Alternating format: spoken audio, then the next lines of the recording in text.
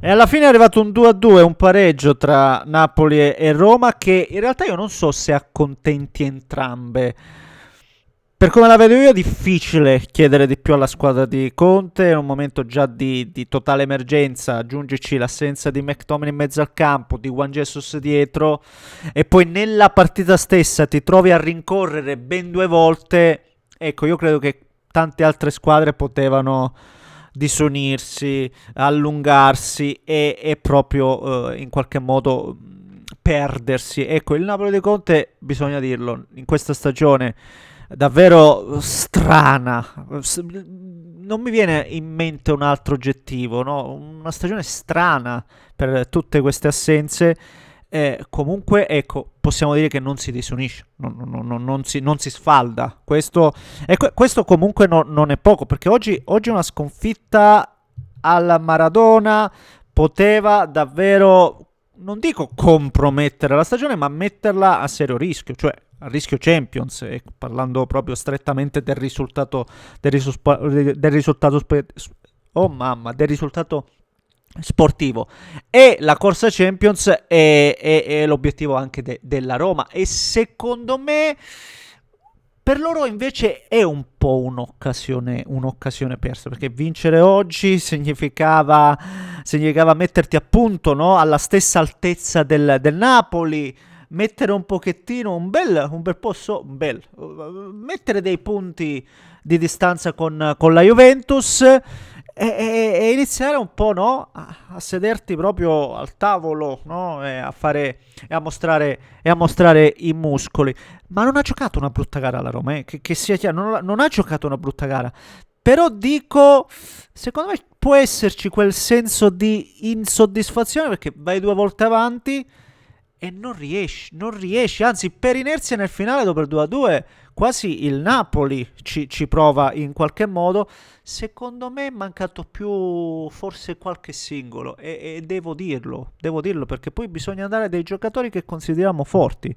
Sule non può entrare in questo modo, è entrato a inizio ripresa, praticamente non ha dato niente. È un giocatore come Sule, deve fare la differenza. Non riesci a fare la differenza, non puoi farla in negativo.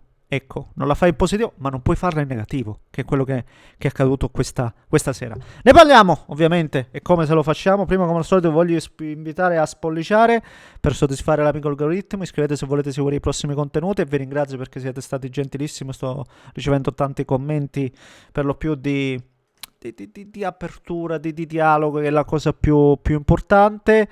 E in descrizione trovate tutti i profili. Domani dovrei fare anche una live, così ci mettiamo e apriamo anche un dibattito proprio tête à tête, no? No tête à tête, perché dovrebbe esserci anche il Prince, e quindi ampliamo la discussione. Per cui vi aspetto, vi ringrazio per il vostro supporto. Secondo me un ottimo primo tempo della Roma, ottimo, proprio squadra gasperiniana con la giusta aggressività, una squadra molto verticale, tant'è che se vai a vedere le statistiche il Napoli fa possesso, sì, ma è un possesso un po' fine a se stesso. Invece la Roma, quando aveva l'opportunità, subito attaccava, e così nasce anche il primo gol.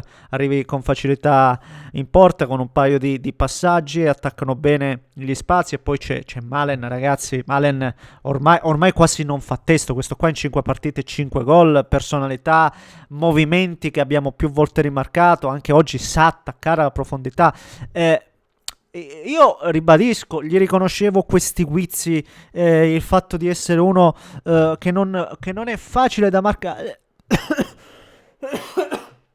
Scusate, che non è facile da marcare, ma che avesse proprio in dote tale qualità proprio da prima punta. Io onestamente non pensavo, invece è magistrale, e riconoscevo il fatto che la Roma ogni volta che poteva, via, palla a male, via, palla a male. Dall'altro lato invece bei duelli, indica Oliund, alcuni anche un po', no, magari non fischiati in maniera opportuna dall'arbitro, che però alcune volte lascia continuare. Preferisco questi arbitraggi, poi al netto di qualche sbavatura e qualche errore, però abbiamo visto dei duelli, abbiamo visto dei contatti, che è una cosa anche bella, a proposito di questi contatti di cui si sta tanto parlando ultimamente. E quindi abbiamo visto due grandi attaccanti, uno che che ha fatto due grandi gol, uno dal dischetto, però un altro che pure lavora tanto per la squadra, perché comunque Højlund si sbatte all'infinito, davvero. Non c'è palla in cui non abbia lottato come un leone. E lo dicevo prima, la Roma deve rimproverarsi il fatto di essere comunque andato 2 volte sopra. Poi attenzione, prima ho rimarcato le assenze del Napoli. Va detto che anche la Roma ultimamente ha qualche indisponibilità, pensiamo con in mezzo al campo, se vogliamo Dybala lì davanti. È un Dybala, io vorrei vederlo, l'abbiamo visto forse solo una volta davvero con Malen, vorrei vederlo più spesso e non abbiamo la possibilità. Potrei parlarvi del lungodeggente Angeligno, se non sbaglio Hermoso, e quindi c'è qualche assenza anche tra le file sì, giallo-rosse, ovviamente imparagonabile al confronto con il Napoli. E sai, vai lì 2-1, anche se poi nella ripresa un po' quell'aggressività, quella forza era venuta un po' meno il Napoli sembrava più pericoloso, però nel momento decisivo fa gol ancora la Roma. Nel primo tempo, bisogna dirlo, anche lì i dettagli, un'uscita leggermente prima, tempestiva magari sul tiro di Spinazzola deviato, poteva fare la differenza, però non possiamo rimproverare la fase difensiva alla Roma, che resta, nonostante i 2 gol presi, la miglior difesa. Cioè, alcune sbavature me ne potevo aspettare dalla difesa napoletana, che comunque, no, senza Juan Jesus, buongiorno, che sappiamo un po' così, anche se poi stasera, no, bene o male il suo l'ha fatto. E dicevo 2-1, lì sul 2-1 devi tenere botta, devi fare questo, e lo devi fare con i giocatori migliori. Poi qualcuno dirà perché ha tolto Malen. Sicuramente un po' non è proprio al 100% per condizione, perché secondo me può ancora lavorare di più, e quando lo farà poi è un giocatore che secondo me darà ancora un plus ulteriore, e non è che sia poco. Però ripeto, Saragozza, che poi è stato tolto all'intervallo, Saragozza fa l'assist il primo gol, Saragozza qualcosina ha dato, seppur no, io lo continuo a vedere un po' come con Sesao, però assist importante. E invece Sule, ragazzi, Sule è un'evoluzione pazzesca. Sule deve fare meglio in queste gare. Ecco, chi ha fatto meglio per caratteristica dall'altro lato poi è stato Santos, no? Questo giocatore che è entrato benissimo e ha messo a ferro fuoco la difesa avversaria, cioè non lo prendevano, molto dinamico, con la gamba fresca. È comunque segnale che dal mercato anche invernale qualcosina di buono è arrivato, altro che.